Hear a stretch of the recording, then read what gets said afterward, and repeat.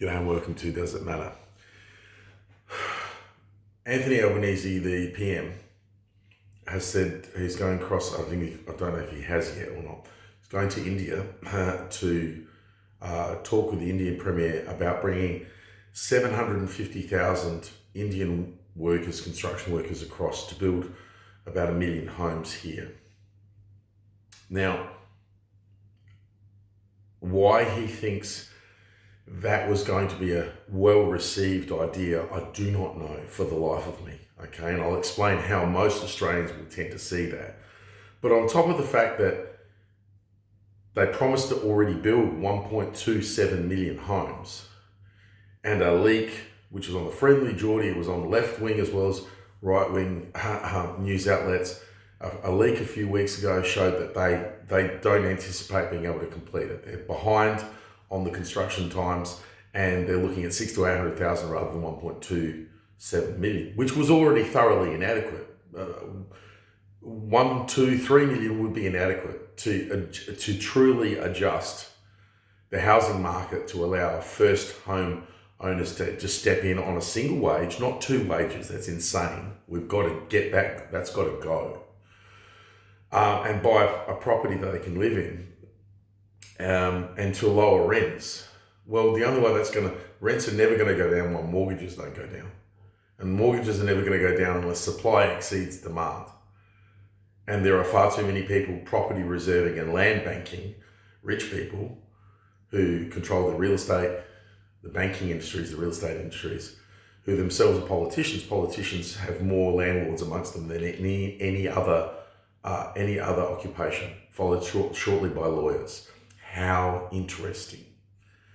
So everyone's nests are being feathered by not dropping housing prices. So it's reasonable for most Australians to be completely cynical that he's trying to fix the housing process up, because he can't even keep his original promise of 1.27 million, which was identified by his own Treasury as not likely to adjust housing prices by any significant margin. So who's going to buy these houses that no doubt will be rented at some kind of reduced rate, but nowhere near enough, and sold at industry rates? Like $1 million house is $1 million house, an $800,000 house is an $800,000 house, whether the government builds it or private sector builds it. Okay, the government might give you a slightly better deal on the loan, but at the end of the day, it costs about the same. So there's no benefit. The same number of people, close to around the 70% mark, are locked out of the market while the rich just keep buying it up and making sure that we're all fucking renters for all time. So, yeah, people are going to be fairly cynical about this Indian project, because he can't even maintain the projects that he's promised already pre-election. Then on top of that, 750,000 workers. Most Australians here, yeah, and they'll all go home, won't they? Maybe they will, maybe they won't.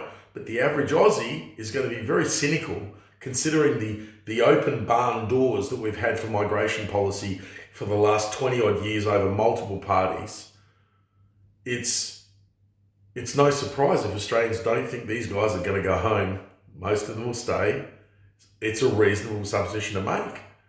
And even if they do, the hundreds of thousands of students, 60% of whom stay here, get residency and stay, and the hundreds of thousands of migrants that we're letting in, are going to take all those homes very, very quickly, considering the demand.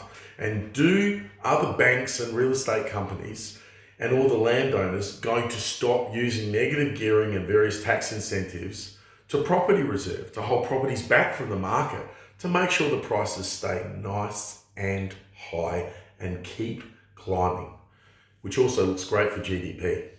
Government's happy, the corporates are happy, everyone's fucking happy except the average person. You, me, everyone else. Okay? We're not happy. But the bouge are happy. The top end of the bouge, the 20% of the top, they're reasonably happy, and the top end of them is ecstatic. And all the rest of us can go to hell. These marches that are starting to happen are not just about migration. There's one feature. They're about Government's no longer serving us, the majority, no longer saying, making sure that we have good paying jobs, that we can live well, that we don't have to lock ourselves into eternal bondage in unhappy relationships or some weird syndicates that some people are forming now just to have a home to live in. Okay? It's unreasonable. An individual should be able to buy a home, should be able to buy a flat or even a house on their own. A wage should be enough to do that. And it isn't. And we need to discuss that. It needs to be brought to the fore. Okay? The cost of living has soared ridiculously high. Many people have profited from it, but most haven't. Only the wealthy are getting richer and the rest of us are getting poorer.